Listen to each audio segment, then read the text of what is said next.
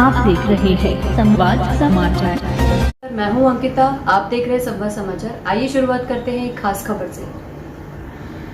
मुख्यमंत्री शिवराज सिंह चौहान ने रोजगार सहायकों के जीवन से अनिश्चितताएं खत्म की। रोजगार सहायकों अवकाश की सुविधा सहित मानदेय को भी दुगना किया। प्रदेश में कार्य कर रहे रोजगार सहायक की लंबे समय अपनी मांगों को लेकर संघर्ष कर रहे थे। प्रदेश मुख्यमंत्री शिवराज सिंह चौहान ने उनकी मांगों को मानते हुए उनके संघर्ष पर पूर्ण विराम लगा दिया।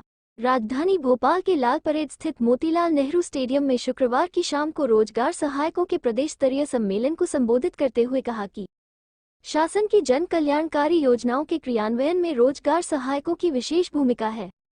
कोरोना काल में भी आम जनता और अन्य प्रदेशों के श्रमिकों को राहत देने में रोजगार सहायकों ने महत्वपूर्ण कार्य किया। मुख्यमंत्री ने महत्वपूर्ण घोषणा करते हुए कहा कि वर्तमान में रोजगार सहायकों को मिल रहे मानदेय को दोगुना किया जाएगा। वर्तमान में 9,000 मासिक मानदेय के स्थान पर 18,000 मानदेय देने की व्यवस्था की जाएगी। सामान्य अवकाश सहित प्रसूति अवकाश आदि की सुविधा भी मिलेगी। मातृत्व अवकाश के साथ ही पितृत्व अवकाश भी प्रदान किया जाएगा। इस अवसर पर पंचायत एवं ग्रामीण विकास मंत्री महेंद्र सिंह सिसोदिया, पंचायत एवं ग्रामीण विकास, पिछड़ा वर्ग एवं अल्पसंख्यक कल्याण राज्य मंत्री राम खेलावन पटेल, सामान्य वर्ग आयोग के अध्यक्ष शिव चौबे, मध्य प्रदेश राज्य कर्मचारी कल्याण समिति के अध्यक्ष रमेश चंद्र शर्मा, मध्य प्रदेश रोजगार सहायक संगठन के अध्यक्ष रोशन सिंह परमार भी उपस्थित थे। रोशन सिंह परमार ने रोजगार सहायकों की मांगों को मानने पर मुख्यमंत्री का आभार व्यक्त किया। रोजगार सहायक आपके परिवार के और आपके पुत्र के समान आपके भांजे भांजी हैं। आदरणीय महोदय, मैं आपसे निवेदन करना चाहता हूं कि जिस प्रकार भगवान श्री कृष्ण जी ने कहा था कि पड़ जाती है मेरी दृष्टि जिधर, खिल उठती है सृष्टि उधर, आज ग्राम रोजगार सहायक के भगवान एवं राजा माननीय मुख्यमंत्री जी आप हैं और आपकी नजर हम ग्राम रोजगार सहायक पे पड़ी है, तो आप हमारी भी सृष्टि आज आपके आशीर्वाद से खिल उठेगी। मेरा क्रिएशन है।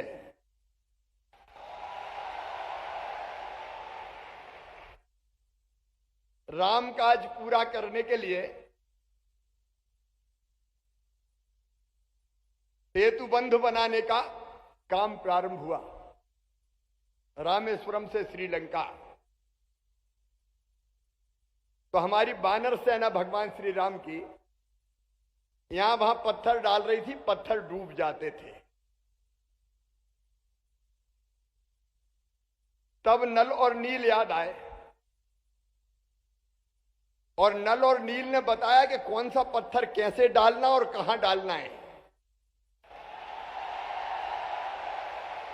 कहां बड़े पत्थर डालना है और कहां छोटे छोटे पत्थरों को फिट करना है।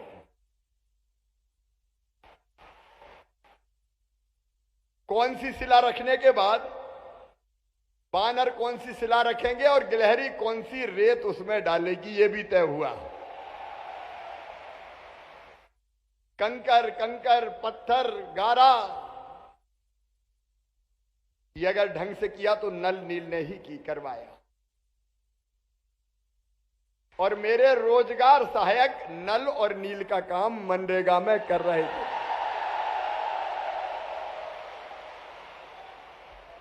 मनरेगा को व्यवस्थित करने का काम का संचालन और क्रियान्वयन की डोर ये आपके हाथ में दी गई थी। मजदूरों का सर्वे हो, जॉब कार्ड का निर्माण हो, उपस्थिति दर्ज करना हो, मास्टर रोल तैयार करना हो, ग्रामीण मजदूरों के राशन कार्ड बनाना हो, यह सब आपके बूते पर ही हो रहा था। और आप वो थे जिनकी नियुक्ति में हमने फैसला किया कि गांव में जिसके ग्राम पंचायत में सर्वाधिक नंबर होंगे 12th में, वही रोजगार सहायक होगा। तो योग्यता भी आधार थी। ऐसा नहीं कि किसी ने किसी को भी रख लिया, जो योग्य था वो रोजगार सहायक बना। सही बात है कि नहीं? और आप तो चतुर बहुत निकले, आपने कंप्यूटर भी सीखे, कंप्यूटर भी चलाए, अलग अलग पोर्टलों का संचालन किया। प्रविष्टि का काम भी आपने सब किया। सूचना क्रांति के युग में शासन की किसी भी योजना का क्रियान्वयन बिना कंप्यूटर लैपटॉप के संभव नहीं है। आपने फिजिकल का डिजिटल से मेल करवाने का काम भी किया। लेकिन केवल यही काम नहीं किया, चुने गए थे मनरेगा के लिए, लेकिन प्रधानमंत्री आवास, आयुष्मान भारत योजना, स्वच्छ भारत मिशन, संबल योजना, राष्ट्रीय परिवार सहायता, लाडली बहना योजना,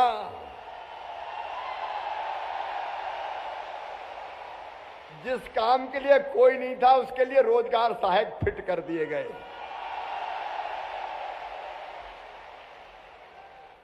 और कोविड के काल में भी आपने जो पलायन करके लोग आ रहे थे, वो बड़ा भयानक समय था और मैंने भी वैसा समय जिंदगी में नहीं देखा।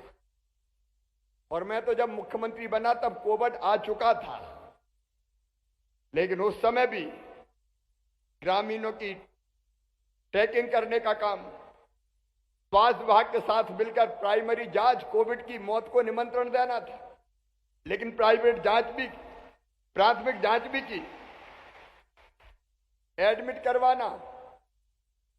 हमने जो अलग अलग शिविर लगाए थे उन शिविरों का संचालन भी करना, बाहर से आ रहे मजदूरों को बसों में बिठा के दूसरी बॉर्डर तक छोड़ के आने का काम, ये आप सबने किया।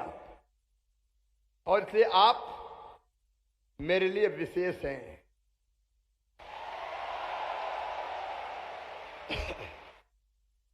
लेकिन 2018 में थोड़ी गड़बड़ हो गई, मामा लौट नहीं पाया, बीच में दूसरी सरकार आ गई और जब वो आई तो फिर और गड़बड़ हो गई और बाद में वो जैसे तैसे गई तो कोविड आ गया। लेकिन आज मैं अपने प्रिय भांजे और भांजियों से ये कहने आया हूं, देर है लेकिन अंधेर नहीं है।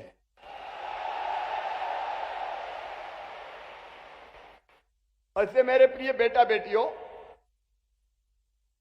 मुझे जब मिलते थे अलग अलग तो एक ही बात कहते थे, मामा जिंदगी से अनिश्चितता खत्म कर दो, हमारा भविष्य निश्चित कर दो।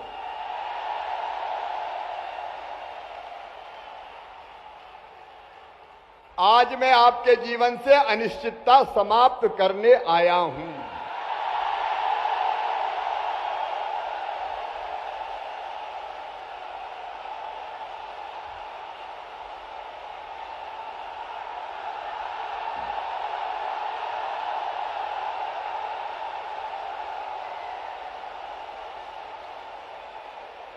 और आया हूं तो दिल से आया हूं, अपनी अंतर आत्मा की आवाज पर आया हूं।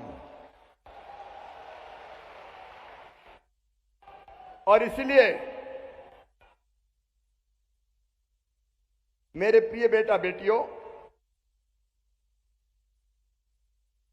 एक तो आपने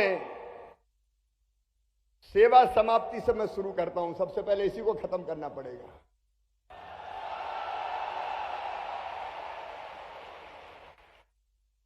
अच्छा, गलती कोई करे और निपटाना हो तो रोजगार सहायक कोई निपटा दो।